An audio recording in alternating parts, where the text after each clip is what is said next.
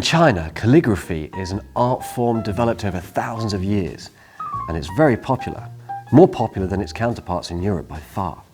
Now, there were some heroes of calligraphy, and the undisputed heavyweight champion of them all was Wang Xizhi.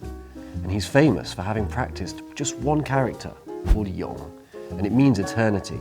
He felt that if one could write this character, then any character could be written well. Why? Because in this character is contained all the different kinds of strokes that are used in writing Chinese. There are 8 individual kinds of stroke, all together. Yongzi Bafa, which literally means infinite characters, 8 ways. That's a nifty little saying which actually uses Yong. And it means that there are 8 strokes to write the whole language of Chinese, and a world of expression is out there. So it's not so complicated after all. Actually, the hardest part of learning to write in Chinese is not understanding anything complicated, but in staying patient and persevering. There's a story called Black Pool, in which a youngster named Jiang Zhi used to rinse his brushes in the courtyard pond after calligraphy class. Over time, the water of the pond actually turned black, and Jiang Zhi became one of China's most celebrated calligraphists. In order to become proficient in writing Chinese, many will buy tracing books such as these, with the writing of famous writers laid out. You'll often see in parks and squares around China, members of China's senior generation wielding a large sponge brush, practicing their script on the flagstones in water. This is a fascinating practice. Why do Chinese people, having studied and practiced calligraphy from a young age, still do so in their old age?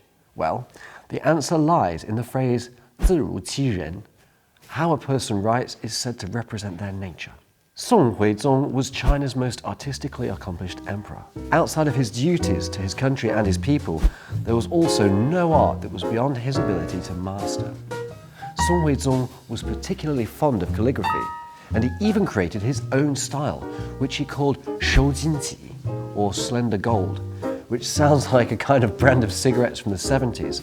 Slim gold may be rather slender, but there's still a little meat on those bones. Rather like a fine painting, neat and graceful, but not without substance, showing Song Huizong to be a meticulous and proud man.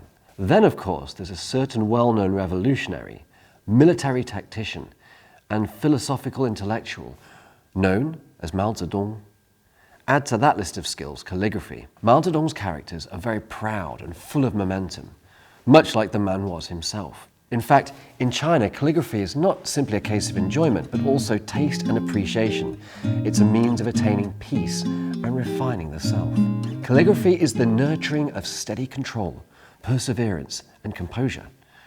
Only through these virtues can calligraphy be mastered. Apart from being something that can be displayed on the wall, like a painting, it also makes a really unique gift. Seeking out a master calligrapher to write a message or motto is a common practice in China. So next time you're stuck for ideas of what to give, you might want to consider entrusting the brush of a master calligrapher to deliver your sentiments in ink.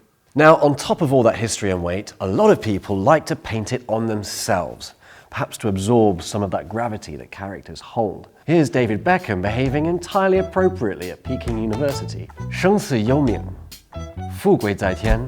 This is something that he mentioned during an interview, and it basically means that everything is God's will, and even after one's best efforts, it's critical to go with the flow.